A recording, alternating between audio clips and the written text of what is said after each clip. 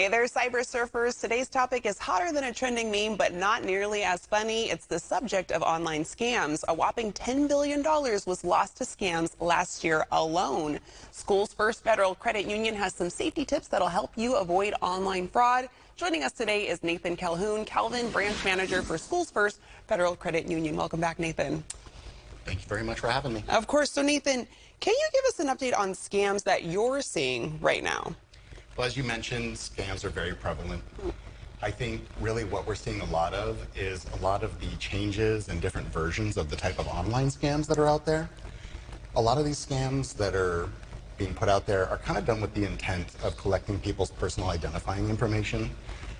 Things like your account number, your social security number, your date of birth. You know, it's getting really hard for consumers to avoid these things too, because what we're finding more and more of is that scammers are able to create fraudulent websites.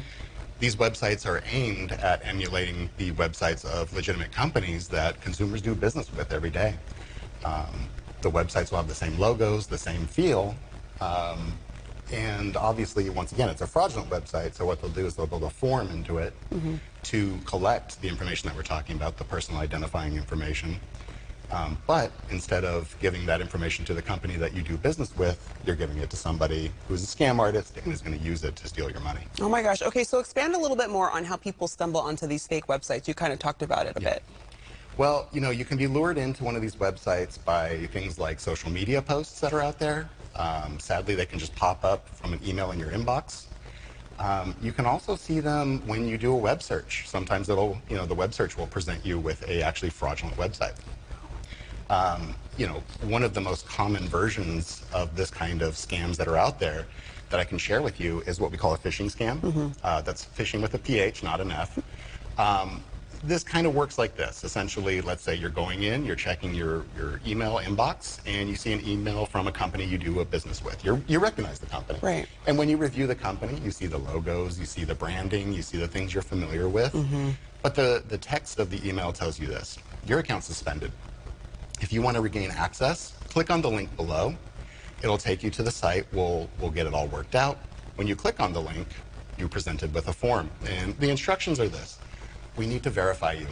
And please enter in your account number, your social, your birthday, so we can unlock your account. And it may even tell you, hey, congrats, your account's unlocked. We did it. But you can kind of see in that situation, once again, you've been unwittingly, you know, pulled into a world where you've given out your info and exposed yourself.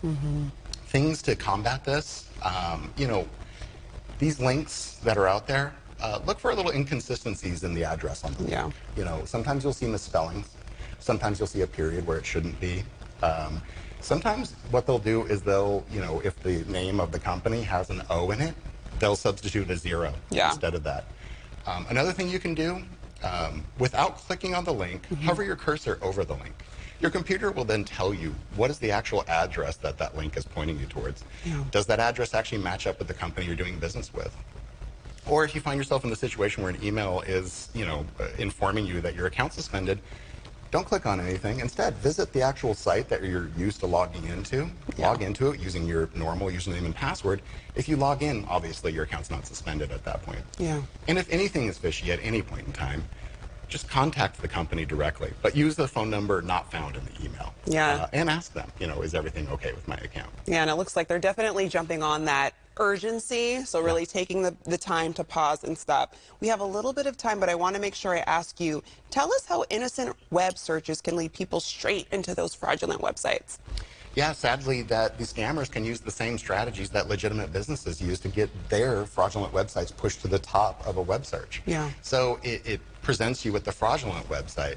Once again, this is one of those situations, if you find yourself clicking on a link from a web search and you kind of look around and you start to notice some of those inconsistencies, maybe misspelling, things that look off about the website, grammar is off. That's a big one that we see a lot of.